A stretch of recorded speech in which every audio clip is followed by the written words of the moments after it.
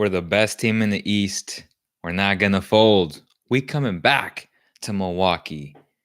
Pissed were the words of a very upset Giannis Antetokounmpo after losing on their home court to the Raptors for the third straight time.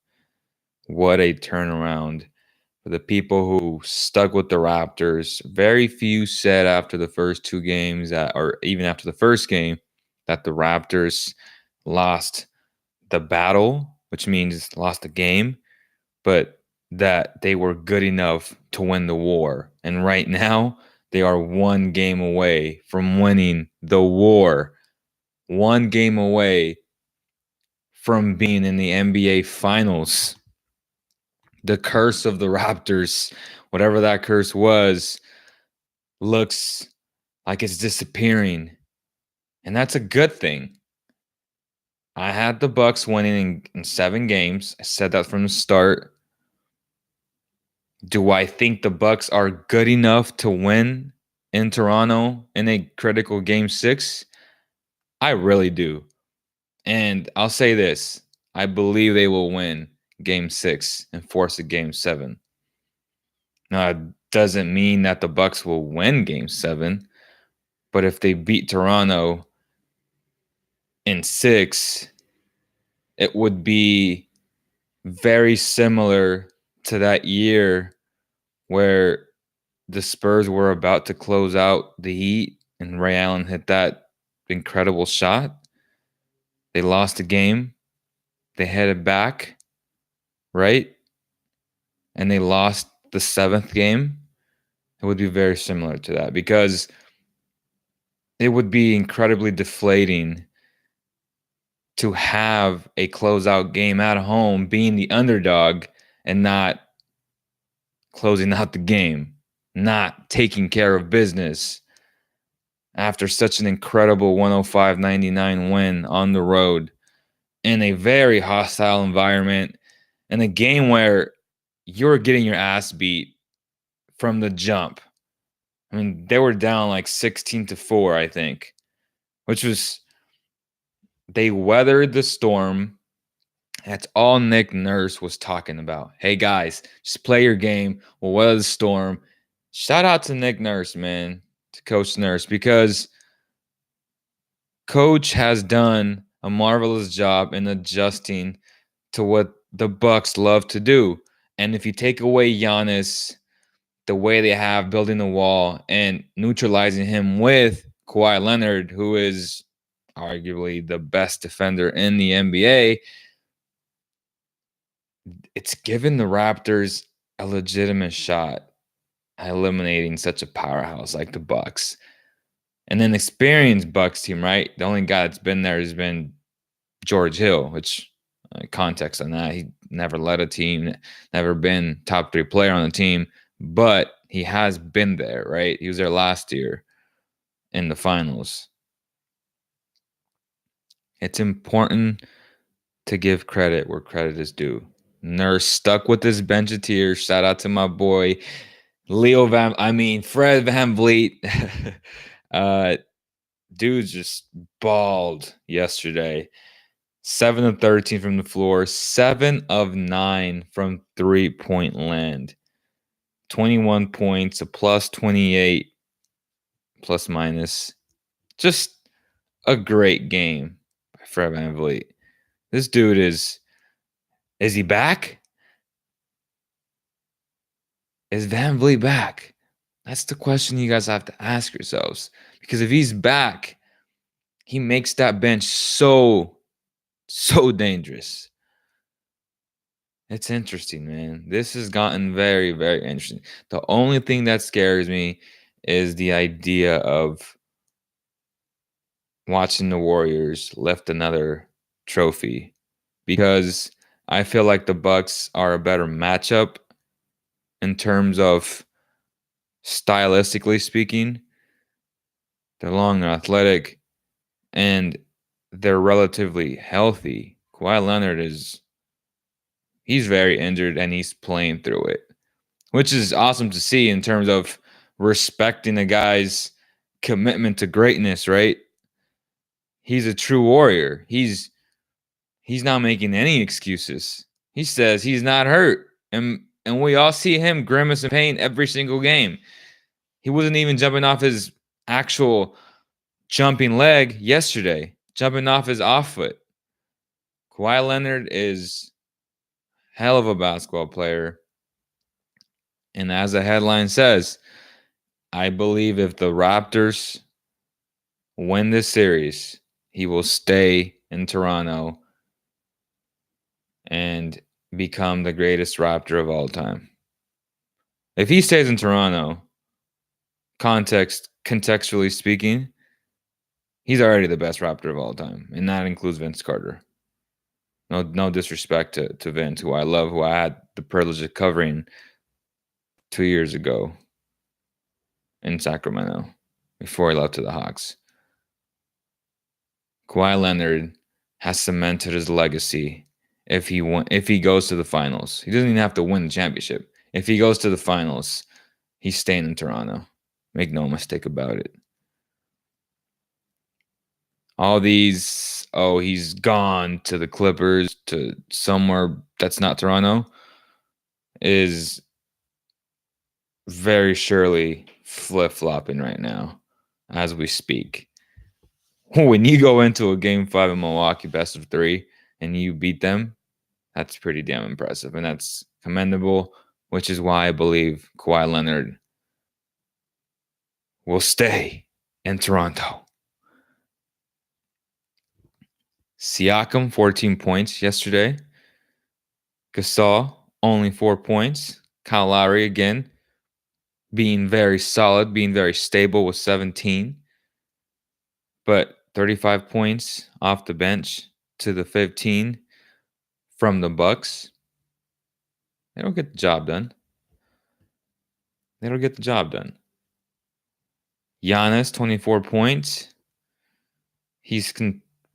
He's struggling from the free throw line. He continues to struggle, okay? That needs to change. He needs to shoot it with confidence. He hit big-time three-point shots yesterday. They had a great shot of winning the game. This, as I've said in the past, was a game of inches. The Raptors got all the loose balls. Credit to them. Good positioning from Marc Gasol. Just out-hustling Brook Lopez. You need to get those buckets, big man.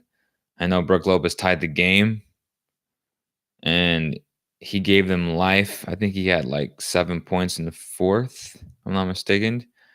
And they were critical points, but you need to grab those rebounds. You have to grab those rebounds, okay? Bledsoe had a good game, 20 points. Brogdon usually has a good game. The usual, solid, stable, 18 points. 8 of 17, not great, but contextually speaking, he gives them so much more than just that. Defensively, he makes everyone earn it, even if it's Kawhi. Yeah, Kawhi had 35, but he shot 11 of 25, 8 and 9 from the free throw line. That's where he got the rest of the buckets, right? The rest of the points.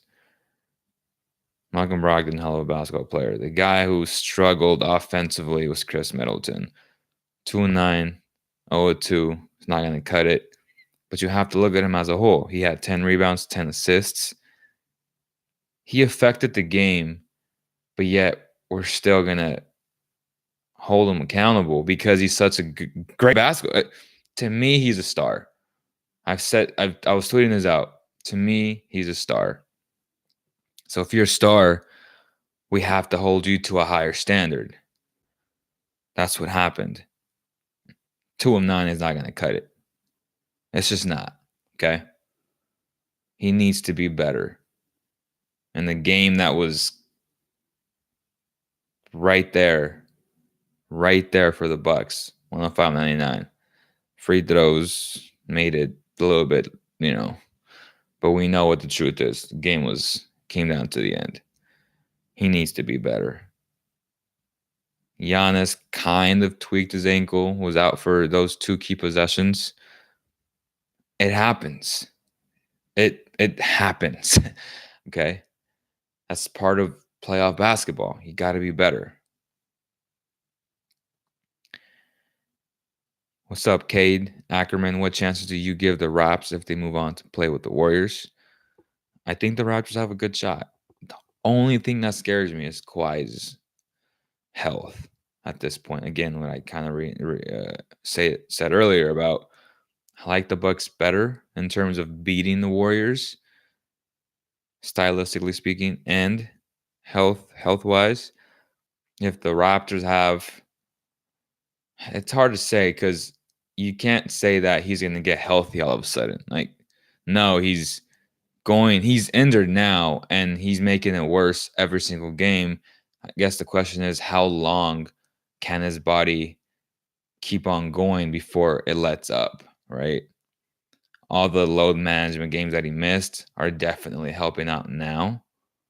But will it be enough if they beat the Bucks with the 4 to 5 days of rests from here to the NBA Finals of Game 1? Will it be enough for him to continue to play at a high level and give his team a shot to beat the Warriors without KD? Obviously, context. If KD plays, the Warriors are going to beat the Bucks and the Raptors. But without him, I can see the Raptors again with the same type of efficiency, or not efficiency, but greatness that Kawhi's been playing at, or the Bucks with Giannis being the leader, and if he somehow helps his team advance, I can see both these teams beat the Warriors. Make sure to like this video, share it with all your Bucks fans, all your Toronto Raptor fans.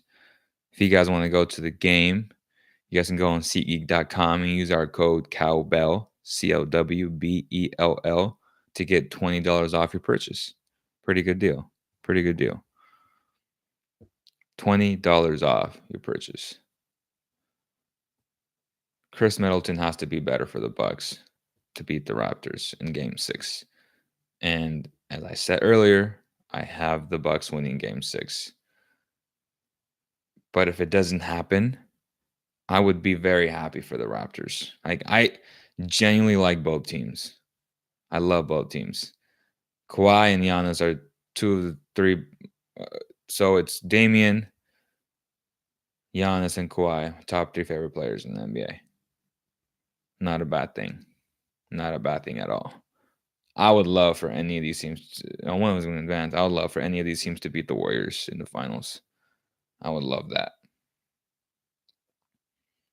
It's going to be interesting, man. And the whole Drake thing, and it doesn't bother me at all.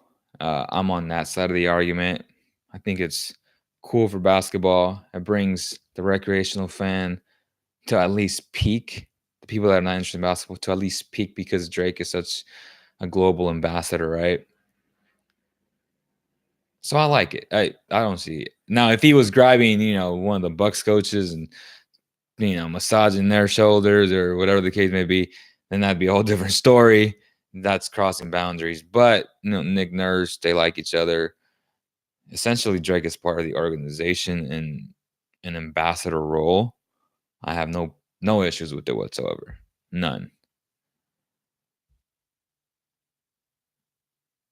Let me know what you guys think. Will the Bucks force a Game 7, or will the Raptors advance to the NBA Finals? Wow, the Raptors in the NBA Finals. Wow, that's awesome, because I know how much of the struggle it's been for that organization to get over the hump. Good for them for taking risks. Good for them. Thank you guys so much for all the support. Hopefully you guys enjoyed this preview breakdown of Game 5 going into Game 6. Again, join the conversation and don't forget to share and subscribe. Appreciate you guys so much, man.